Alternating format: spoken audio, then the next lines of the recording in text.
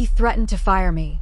So I ended his career overnight. When I first started working at Brighton Tech Solutions, I genuinely believed I'd found my dream job. A sleek office in downtown Chicago, an innovative team, and the promise of real career growth. It was everything I'd ever wanted. I was Ava Parker, 28, recently promoted to project lead after 3 years of relentless work. I'd sacrificed weekends, birthdays, and countless nights of sleep just to prove myself in this competitive industry. My manager, David Collins, was one of those charismatic but calculating types. Sharp suits, firm handshakes, and an ego bigger than the entire 20th floor.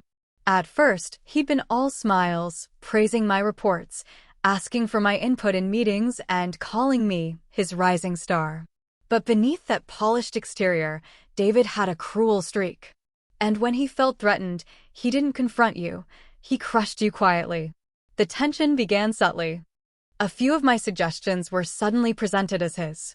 My name started disappearing from the email chains that mattered. And whenever executives praised my work, he found a way to twist it into his accomplishment. I told myself to ignore it, focus on the bigger picture, Ava. But then came the biggest project of my career, a $12 million client contract with Harrison Industries. It was the kind of deal that could define my future. And David made it clear, this project has to be perfect. If you screw this up, Ava, don't expect to be here by next quarter.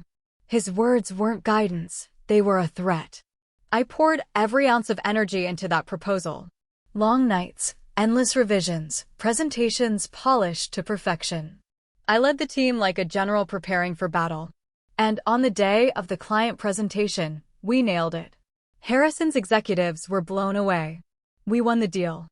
The entire floor celebrated, champagne in the break room, congratulations from the CEO, even a company-wide email naming the project lead responsible for the success, David Collins.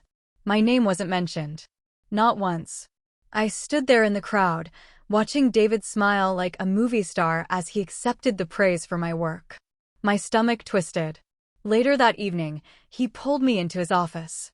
"You did good work," he said, casually leaning back in his chair. "But let's be real, they don't promote team players. They promote leaders. And that's me. You should be grateful you get to learn from the best." Grateful? For being erased? I swallowed my anger. But something inside me shifted that night. A seed was planted. 2 weeks later, during a high-stakes internal review meeting, David publicly threw me under the bus for a minor scheduling hiccup, something he caused. "Ava dropped the ball," he told the VP. "We're lucky I caught it in time." Lies. All lies. After the meeting, he cornered me near the elevators. His smile was venomous. "You're good, Ava, but don't get any ideas. I've ended careers for less. Watch yourself." That was it. The seed sprouted. I didn't yell. I didn't threaten. I just smiled politely, went home, and began planning his downfall. Not out of rage. Out of strategy. Because if David wanted a power game, he was about to lose it. Overnight. The weeks following David's thinly veiled threat were like walking on cracked glass. Every step felt dangerous, but I couldn't afford to stop moving. David's behavior became bolder. He stopped copying me on key communications, rerouted critical updates through his assistant, and even began holding private strategy sessions with my team, without me. The worst part? It worked. Gradually, the narrative shifted. People began to think of him as the brains behind the Harrison project.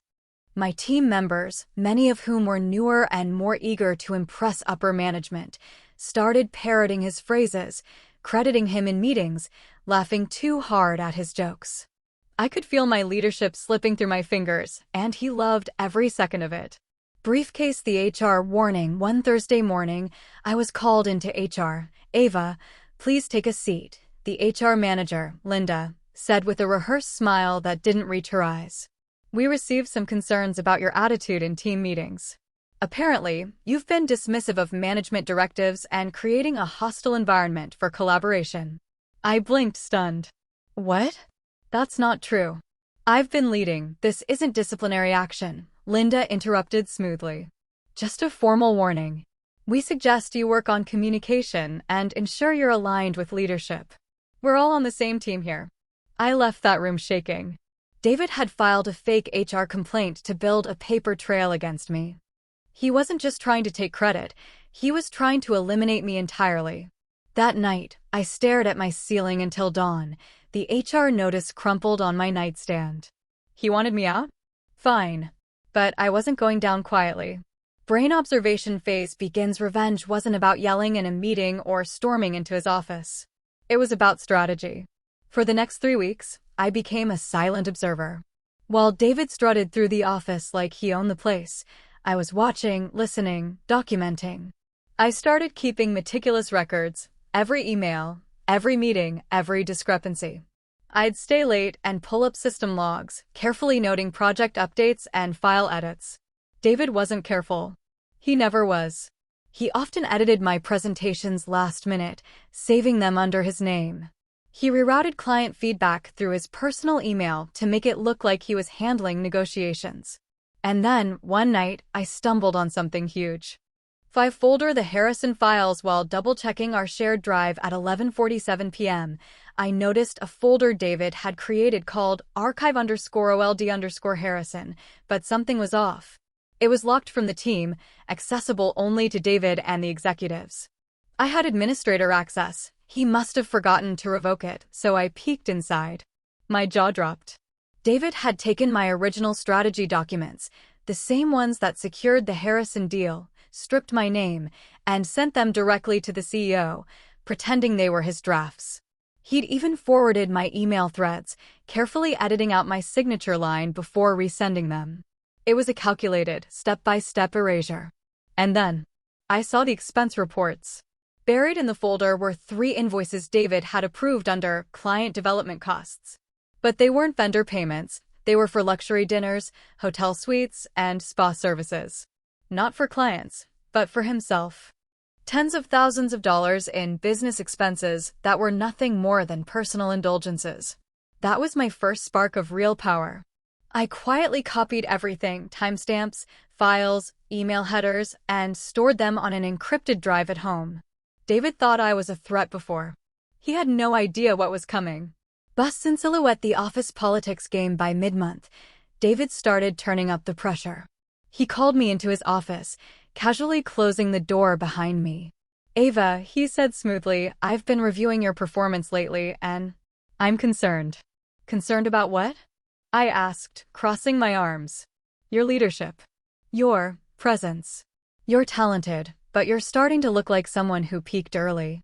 And with the Harrison expansion coming, I need someone I can trust in a leadership role." I knew exactly where this was going. "If you can't keep up," he continued, his voice dripping with faux sympathy, "maybe this isn't the right environment for you." I'd hate for things to end badly. Think of this as a friendly heads-up. He was threatening to fire me to my face, just with a smile on. I gave him a tight smile. "Thanks for the advice, David. I'll take it under consideration." Inside, though, I was already 3 steps ahead. Puzzle piece finding the perfect pressure point. Taking down someone like David wasn't about blowing up their career in one dramatic move. It was about hitting pressure points until the entire structure collapsed. The key was timing. And I didn't have to wait long. Our company's annual performance review board was scheduled for the following month, a closed-door session where executives decided promotions, raises, and potential leadership changes. David was gunning for a VP role. He'd been bragging about it to his inner circle like the job was already his. If I struck then, I wouldn't just hurt his ego. I'd detonate his entire future. But to make it airtight, I needed witnesses. I quietly reached out to a few trusted colleagues, people who'd been around long enough to see David's pattern but were too afraid to speak up alone. One of them, Nina, a senior analyst, confided in me over coffee. "I've had my ideas stolen by him too. Twice. But HR never believed me." "He's protected." I nodded slowly. Not for long. Bar chart the accidental meeting. I began setting small traps. I'd send David important draft documents, but include tiny deliberate errors. Then I'd wait for him to forward them to upper management as his own work. When the executives would question the errors, he'd scramble, looking confused. That must have been a formatting issue." Meanwhile, I'd quietly fix the error and resend the final version, earning their trust back piece by piece.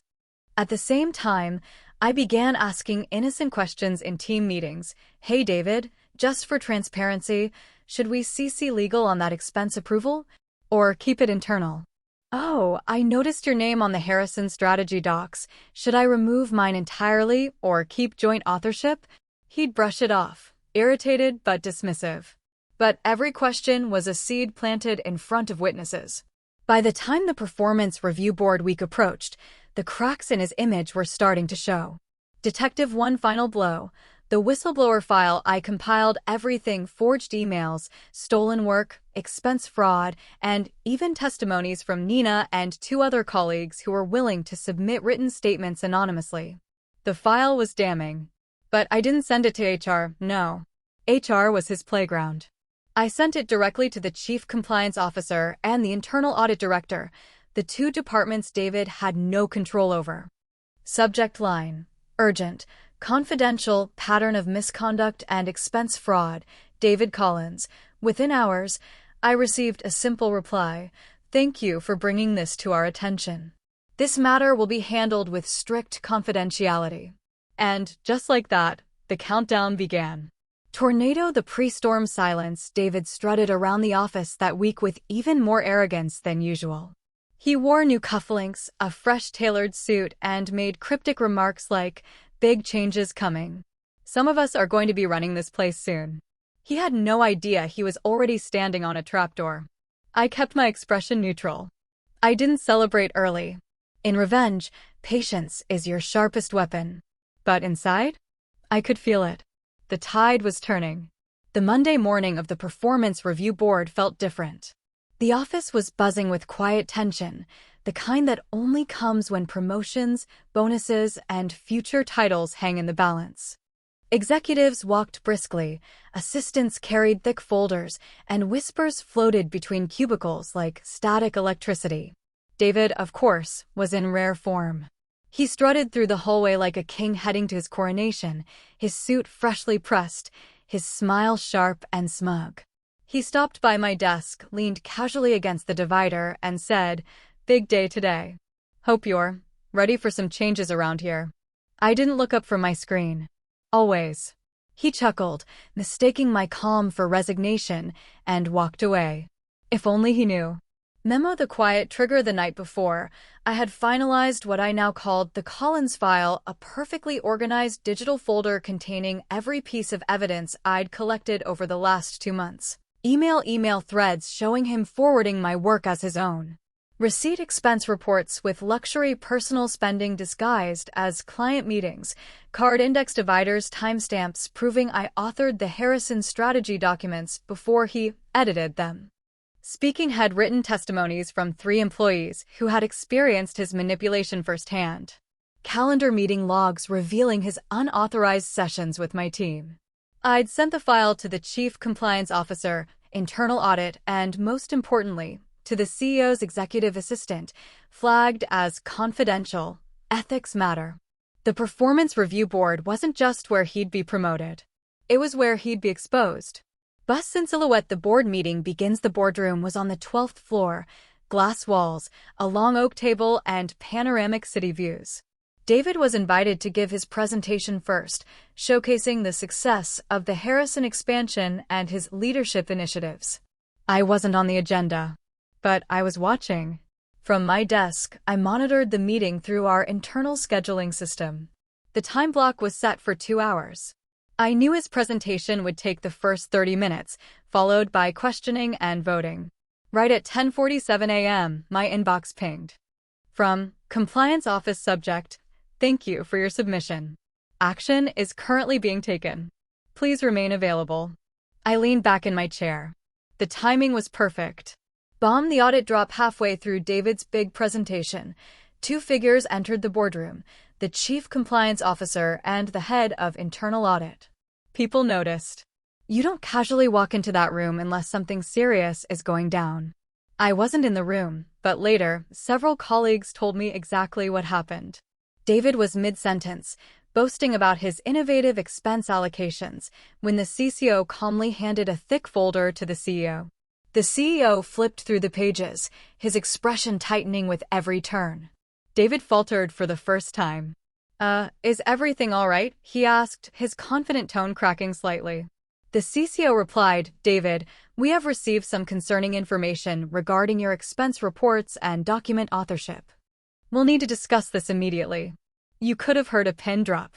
David's carefully rehearsed presentation crumbled in real time. His VP dreams evaporated like smoke.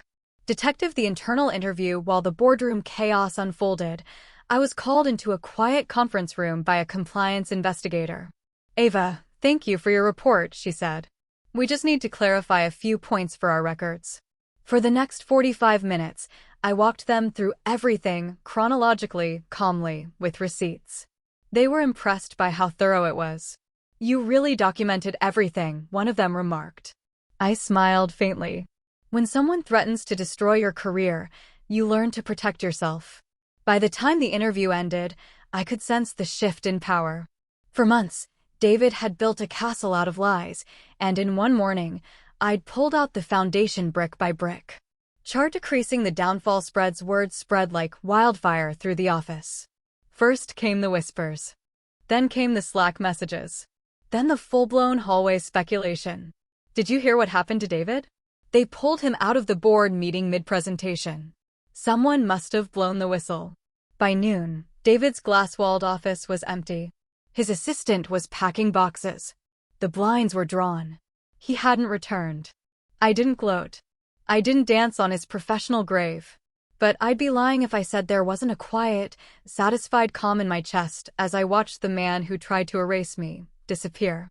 Briefcase the CEO's acknowledgement later that afternoon, my manager called me into a brief meeting. The CEO himself was present, which almost never happened at my level.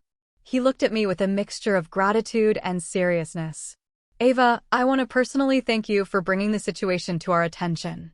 What you did took courage and precision. I've reviewed your original Harrison work. It's excellent. From now on, I want you reporting directly to me on strategic initiatives." I was stunned. "Thank you.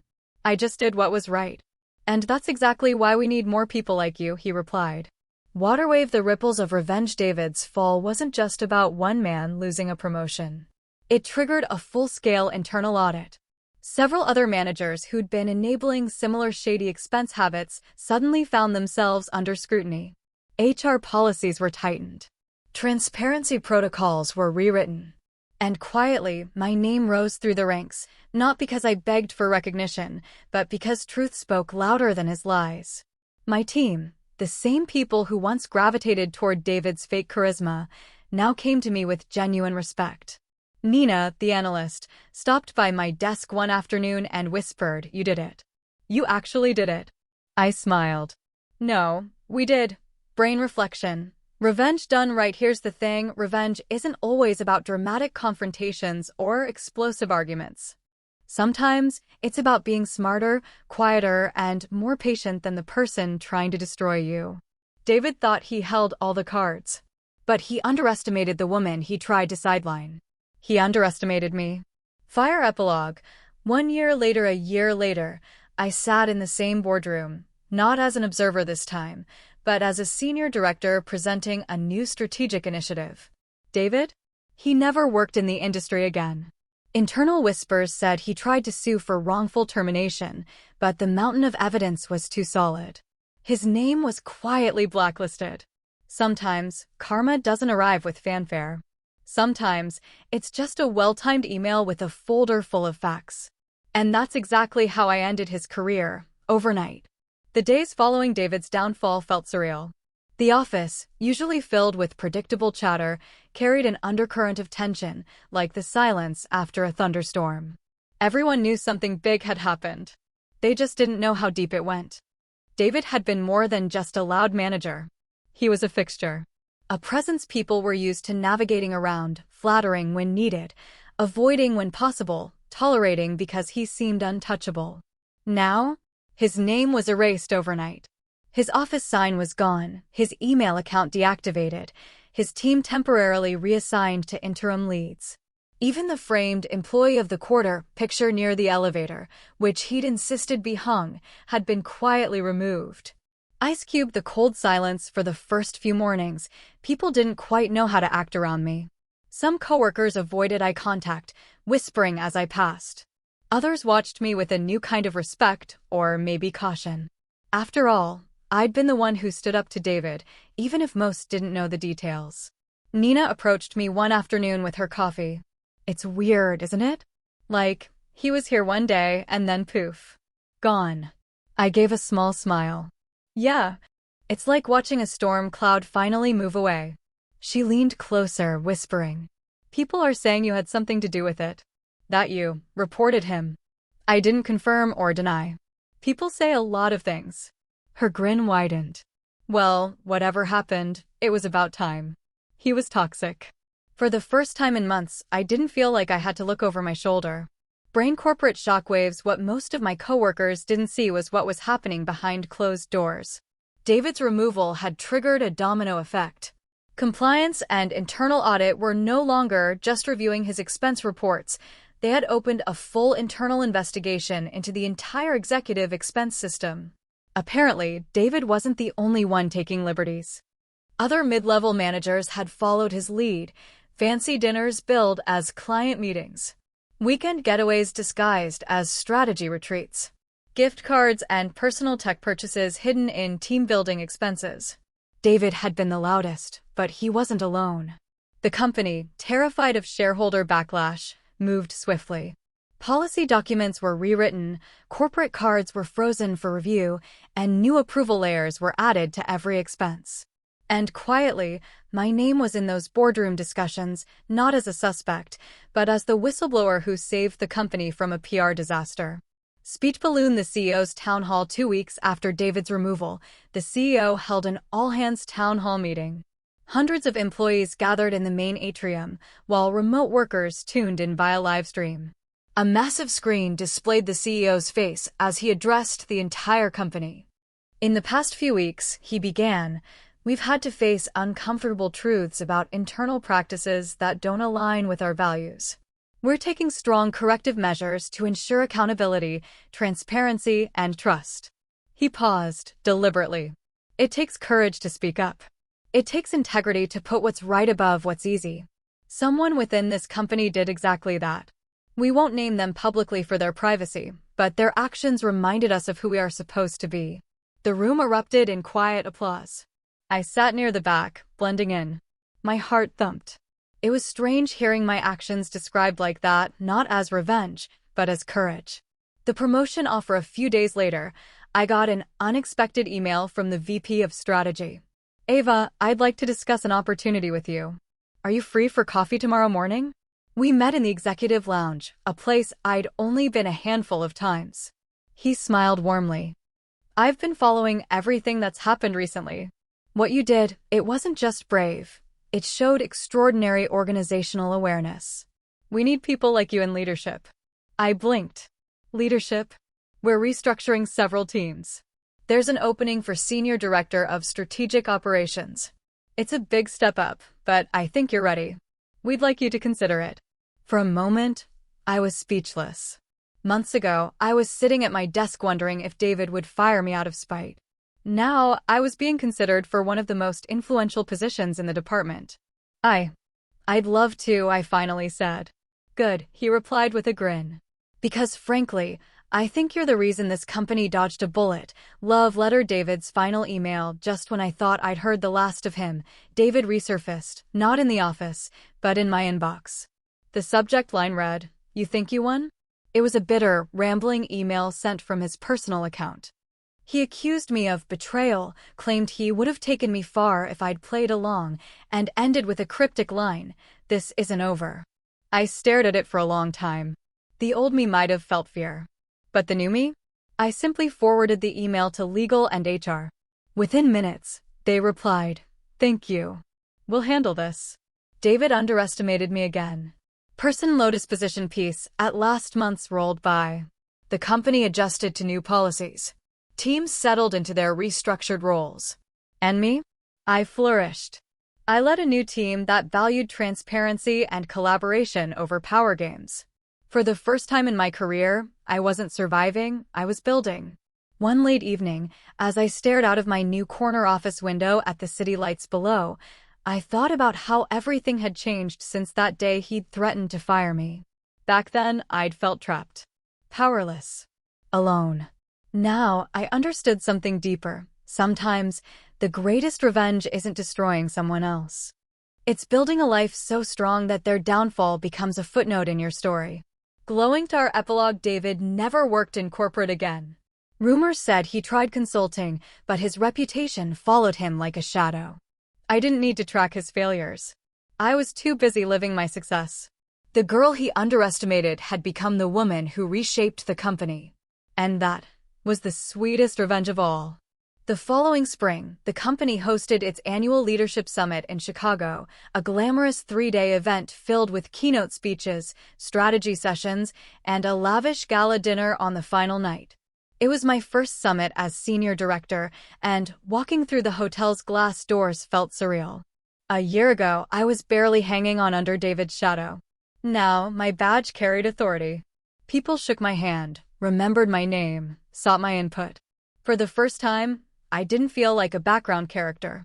I felt like I belonged. The transformation my team had grown under my leadership, not just in numbers, but in spirit. The culture shifted. Instead of fear, there was collaboration. Instead of power games, there was accountability. When I stood on stage during a breakout session to present our new operational strategy, I caught sight of colleagues in the audience nodding, smiling, even taking notes. It hit me. This wasn't just about taking David down. It was about building something better in his place. When leadership is built on fear, I said during my talk, it creates silence. But when leadership is built on integrity, it creates a voice. And that voice can change everything. The applause that followed was genuine, not the forced kind David used to demand.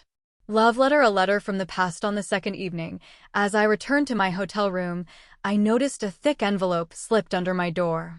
My heart skipped for a moment, my mind flashed back to David's bitter email. But this was different. It was embossed with the company's board of directors logo. Inside was a handwritten note from the chairwoman of the board. Ava, what you did months ago wasn't just about exposing one man, it was about protecting the integrity of the entire company. We want you to know your actions didn't go unnoticed. You reminded us of the power one honest person can wield. Keep going. The future needs voices like yours. Eleanor Hayes, chairwoman. I sat on the bed, letter in hand, stunned. Not because I needed validation, but because it came from the highest place.